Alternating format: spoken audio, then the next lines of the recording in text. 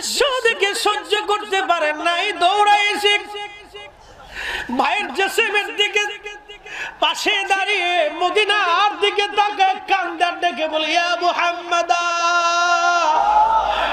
ইয়া মুহাম্মাদা সাল্লাল্লাহু আলাইকাল্লাহ, ইয়া মুহাম্মাদা। উনি ডাকতেছিলেন, না নাজাত, ও না নাজাত, আপনার হুসাইন আজকে ধুলার মধ্যে পড়ে রয়েছে, আপনার উম্মতরা তার সঙ্গে নির্যাতন করে জুলুম করে কারবালার ধুলাবালিগুলি আপনার হুসাইনের শরীরের মধ্যে পুবালি বাতাসগুলি সরিয়ে দেয়। ঠিক এমন সময় আব্দুল্লাহ ইবনে আব্বাস রাদিয়াল্লাহু আনহুমা আল্লাহর ঘর হেরেমের সঙ্গে হেলান দিয়ে ঘুমিয়ে পড়েছিলেন। স্বপ্নের মধ্যে তিনি দেখতেছিলেন আল্লাহর নবীজির হাত মোবারকের মধ্যে রক্ত দেখা যায়, নবীজির চুল দাড়ি মোবারকের মধ্যে রক্ত দেখা যায়, জুব্বার ভিতরে ধুলাবালি। আমার নবীজি কাবার দিকে, হারামের দিকে নবীজি দৌড়াইতেছিলেন, আর আল্লাহর হাবিবের চোখ বেয়ে বেয়ে ঝরঝর করে পানি পড়তেছিল। ইবনে আব্বাস বলে, হুজুর জীবনে কোনোদিন এইরকম আপনাকে কাঁদতে দেখি নাই নবীজি। বীর চরণেতে সারা জীবন আমি থাকব, ভালোবেসে নূর নবীকে, ভালোবেসে নূর নবীকে হৃদয় মাঝে ভরে রাখব, নবীর চরণেতে সারা জীবন আমি থাকব। আল্লাহুম্মা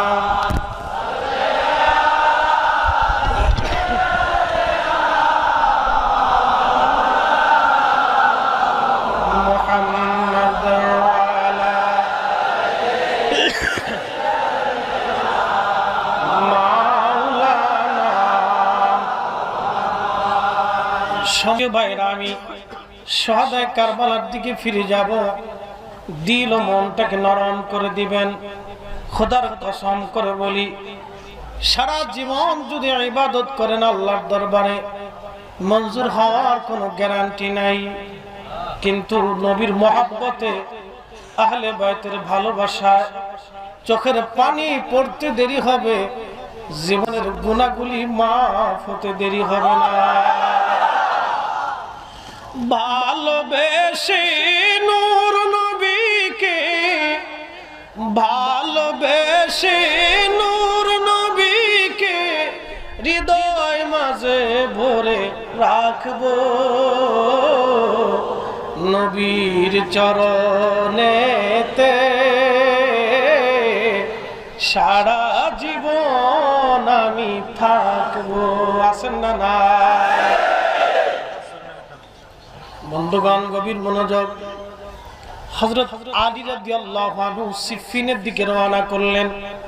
মুসনাদ আহমদ ইমাম আহমদ ইবনে হাম্বল রাহিমাহুল্লাহ লেখেন, আল বিদায়াত ইমাম ইবনে কাসির লেখেন, হযরত আলী কাররামাল্লাহ যখন সিফফিনের দিকে রওনা দেন, তখন ওই কারবালার পাশ দিয়ে যাইতেছিলেন। এমন সময় হযরত আলী বললেন, লোকেরা বলো এই জায়গার নাম কি? লোকেরা বলল, হুজুর আমিরুল মুমিনিন, এই জায়গার নাম হলো কারবালা।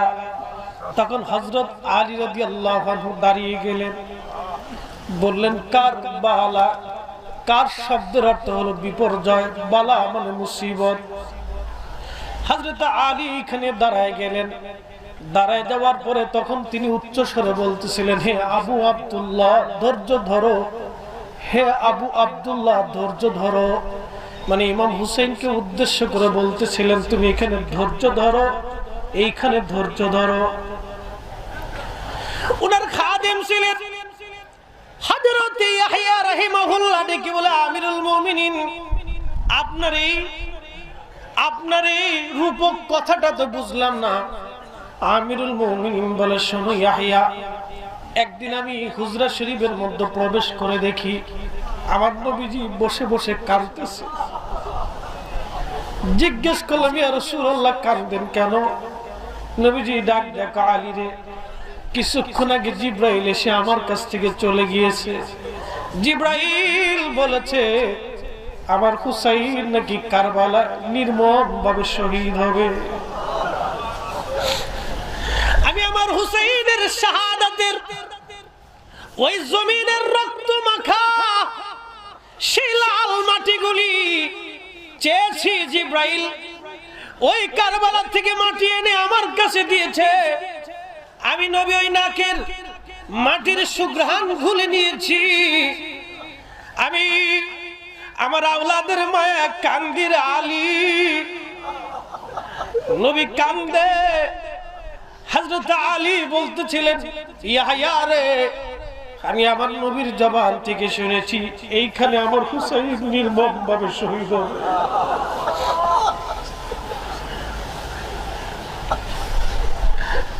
হযরত আলী রাদিয়াল্লাহু আনহু কারবালায় নামলেন ঘোড়া থেকে। সওয়ারি থেকে নামার পরে হানজাল নামক এক ধরনের গাছ, এই গাছের পাশে তিনি দাঁড়ায় 2 রাকাত নামাজ আদায় করলেন। নামাজ পড়ে বলে, হে সাথীরা, সাহাবায়ে গ্রামের পরে পৃথিবীর সবচেয়ে দামি শহীদ এইখানে শহীদ হবে। তারা বিনা হিসেবে খোদার জান্নাতে যাবে। লোকেরা যাই জায়গাটা চিহ্নিত করে রাখলো। 61 হিজরিতে ইমাম হুসাইন যখন শহীদ হয় ঠিক ওই জায়গাটা তিনি শহীদ হয়েছিলেন। হযরত ইমাম হুসাইন রাদিয়াল্লাহু আনহু শহীদ হয়ে যাবেন। লম্বা কথা, অনেক বড় ইতিহাস। তিনি শহীদ হয়ে গেলেন, ওনাকে নির্মম ভাবে হত্যা করা হলো।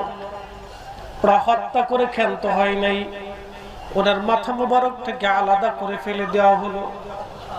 আলাদা করার পরে ওনার দেহ মোবারকের জুব্বা খুলে ফেলে দেওয়া হয়েছিল। কারবালার ধুলার মধ্যে ওনাকে শোয়াইয়া 70টার মতো ঘোড়াকে সিরিয়াল করে দুশমনে রসুলেরা ওরা শরীর মোবারকের উপর দিয়ে ঘোড়া দাঁড়াইতেছিল। ঘোড়ার পায়ের আঘাতে আঘাতে গোশত চামড়া গুলি খসে খসে পড়তেছিল।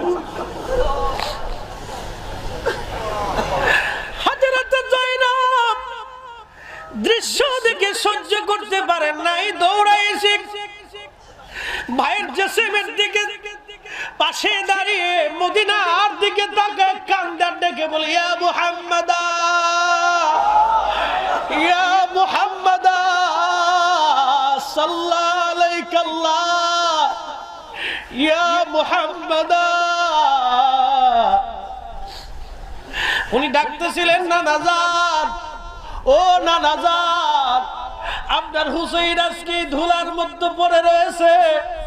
আপনার উম্মতরা তার সঙ্গে নির্যাতন করে, জুলুম করে। কারবালার ধুলাবালিগুলি আপনার হুসাইনের শরীরের মধ্যে পুবালি বাতাসগুলি সরিয়ে দেয়। ঠিক এমন সময় আব্দুল্লাহ ইবনে আব্বাস রাদিয়াল্লাহু আনহুমা আল্লাহর ঘর হেরেমের সঙ্গে হেলান দিয়ে ঘুমিয়ে পড়েছিলেন। স্বপ্নের মধ্যে তিনি দেখতেছিলেন আল্লাহর নবীজির হাত মোবারকের মধ্যে রক্ত দেখা যায়, নবীজির চুল দাড়ি মোবারকের মধ্যে রক্ত দেখা যায়, জুব্বার ভিতরে ধুলাবালি। আমার নবীজি কাবার দিকে, হারামের দিকে নবীজি দৌড়াইতেছিলেন, আর আল্লাহর হাবিবের চোখ বেয়ে বেয়ে ঝরঝর করে পানি পড়তেছিল। ইবনে আব্বাস বলে, হুজুর জীবনে কোনোদিন এইরকম আপনাকে কাঁদতে দেখি নাই নবীজি। আপনি এমন করে কি জন্য গো নবী কাঁদতেছে? আপনার হাতের মধ্যে কেন রক্ত? আপনার শরীরের মধ্যে কেন ধুলাবালি? আল্লাহর নবীজি ডাক দেখে, ইবনে আব্বাস খবরদার, আমার হুসাইন দস্তে কারবালায় শহীদ হয়েছে। আমি আমার হুসাইনের শাহাদাতের সময় কারবালায় ছিলাম, তার রক্তগুলি নিয়ে আমি আল্লাহর দরবারে যাইতেছি। এ সব গম্বদ ওয়ালে मंजूर दुआ करना। दस्ते কারবালার আলোচনা বড় বড় মারাত্মক। এই আলোচনাটা করাটাও বড় কঠিন, শোনাটাও বড় কঠিন। বলবেন মুফতি ফরিদি এই কারবালার ঘটনাটা কেন আল্লাহ ঘটাইলো? আল্লাহর নবী আগেই বলেছিলেন হালাকাতু উম্মতি আলা ইয়াদি গিলমাতিন মিন কুরাইশ। কুরাইশ বংশের যুবকের মাধ্যমে আমার উম্মত ধ্বংস হবে। এই যুবককে নবীর সাহাবী আবু হুরায়রা বাজারে বাজারে ঘুরতেন আর বলতেন আল্লাহুম্মা লা তুদরিকনি সানাতুস সিত্তিন ওয়ালা ইমারাতুস সিবিয়ান।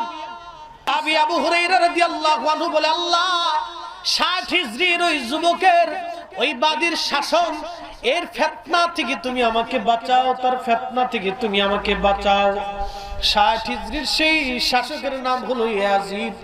Yazid Yazid Yazid. অতএব যারা আজকে ইয়াজিদের প্রশংসা করবে মনে রাখবেন এরাই বর্তমান জামানার ইয়াজিদ। আমার চাইতে সুন্দর পাগড়ি থাকুক, সুন্দর জুব্বার লম্বা দাড়ি আর নামাজ 1000 বার যদি নামাজ থাকে, আল্লাহর নবী বলেন লাউ আন্না রাজুলান সাফানা বাইনার রুকনি ওয়াল মাকামি ফাসাল্লা ওয়া সামা সুম্মা লাকি আল্লাহ। কেউ যদি হাতিমে কাবায় নামাজরত অবস্থায় থাকে, মাকাম ইব্রাহিমে নামাজ অবস্থায় থাকে, রোজা হালতে থাকে, ওই অবস্থায় যদি কারো মৃত্যু হয়ে যায়, ওহুয়া মুবগিদুল লিআহলি বাইতি মুহাম্মাদিন দাখালান নার। আর আমার নবীর আহলে বাইতের সাথে যারা দুশমনি করবে, আল্লাহর নবী বলেন সে জাহান্নামী, সে জাহান্নামী। অতএব ওই জামানায় ইয়াজিদকে যারা সমর্থন দিয়ে ইমাম হুসাইনকে যারা হত্যা করেছিল, সেই দিন তার সমর্থন যারা করেছিল, এ নবীর উম্মতেরা ভালো করে শুনিয়া রাখেন, আজকে যারা ইয়াজিদের প্রশংসা গায়, খুদার ঘর মসজিদের মিম্বরে দাঁড়ায় যারা ইয়াজিদের প্রশংসা গায়, আমরা মনে করি ওরা ইয়াজিদের রূহানি সন্তান, ওরাও ধ্বংস, ওরাও ধ্বংস। হাত উঁচা করে বলেন ঠিক না? ওদের সাথে আমাদের জিহাদ চলবে, ঠিক না বেটি? নবীর উম্মত জীবনের শেষ সময় পর্যন্ত আহলে বায়াতের দিকে আমাদেরকে রুজু থাকতে হবে। কথা বলেন ঠিক না বেটি?